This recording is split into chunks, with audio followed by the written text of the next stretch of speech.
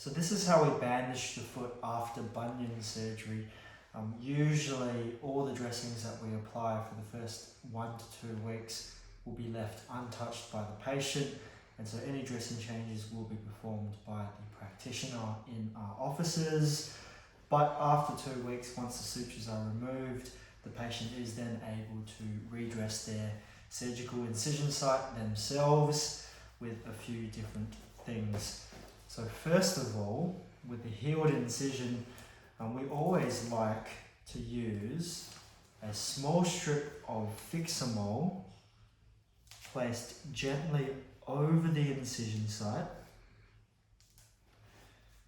to not only protect the wound, apply a tiny bit of compression, but it also just stops it from irritating and rubbing on footwear or the post-operative shoe. And with this place of Fixamol, you can actually apply a tiny bit of moisturizer over the incision to hydrate the skin as well, directly over it, because it does have tiny little holes in the Fixamol to allow absorption of the cream as well. So you can use a tiny bit of cream and just gently rub it over on top of the Fixamol, just like so. Once you are permitted to shower again after your bunion operation, you can actually leave the Fixamol on the incision. You can get it wet, and what you can do after that is you pat dry it so it's nice and clean, dry, maybe a gentle blow dry to make sure the Fixamol is dry, and then you can gently moisturize the area for about 2 to 3 minutes or so in a circular, gentle motion. Now, once you've applied the moisturizer, then you can reapply the bandage to your own comfort levels. Now, this bandage will help reduce some of the swelling, keep it protected, but also just to remind you that you do still have a broken bone in your foot and that you're not going to be running around too quickly. And so with the bandage, there's a way you roll it. This would be upside down, this would be the correct way, and you always roll it towards the outside of the foot first and then up towards the arch. And so each time you apply the bandage is not with any tension or stretch, you're just gently laying the bandage over the foot, overlapping by 50% each time.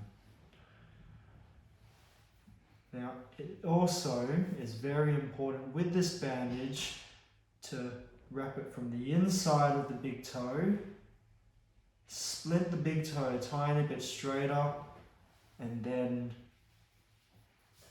come back over the foot.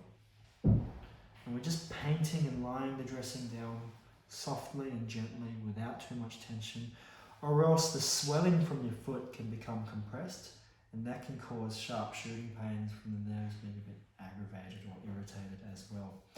And then we put a bit of taping over here to keep it in place. So we can use a bit of Fixamol, micropore, whatever you like, whatever you have at home. Round the edges.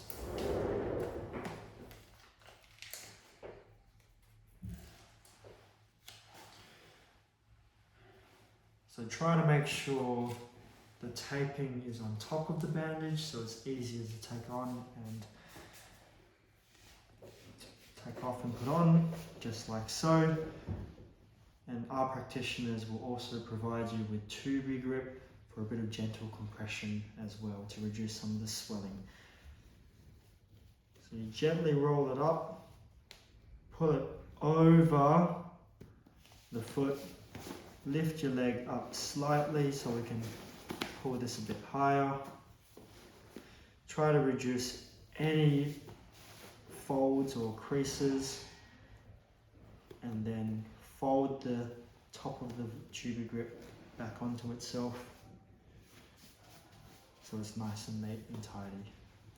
And that's how you reapply your dressings every few days after bunion surgery, once your practitioner has allowed you to do so.